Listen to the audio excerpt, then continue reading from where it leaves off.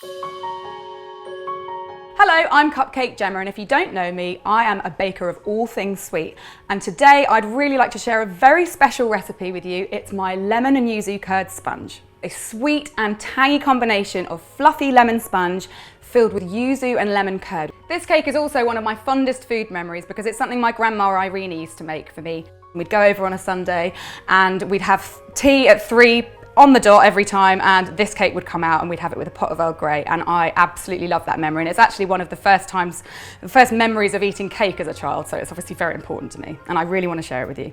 Hers was a lemon curd sponge. I've added a bit of yuzu with mine just to make it a little bit more exciting.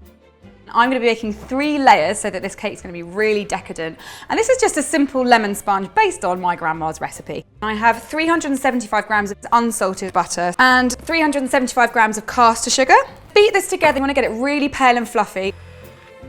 Now it's time to add the eggs, and I've got 6 large free-range eggs. I'm going to add these one at a time and give them a really good mix through, probably for about 30 seconds after each one.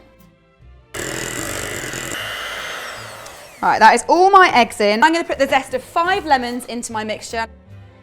It's time to put some flour in. I've got 375 grams of self-raising flour. I'm going to sieve that straight in. Fold this in using a metal spoon because I don't want to knock any of the air out that I've created already. And when that's all thoroughly incorporated, put 4.5 tablespoons of lemon juice. I'm also going to put a little bit of vanilla extract. Fold this in really gently too. I have 3 8-inch tins and I've greased and lined the bottoms. So try and be as even as possible. So I'm going to level this off just to make sure that it rises nice and evenly. I'm going to use a cranked palette knife for that. And now it's time to bake them, and I've got my Hotpoint oven preheated to 170 degrees C, which is 325 degrees Fahrenheit, and it's important to have a good oven which has lots of circulation so that your cakes rise nice and evenly. And I'm going to bake these for 22 to 25 minutes, and they'll be ready when a skewer comes out clean from the middle.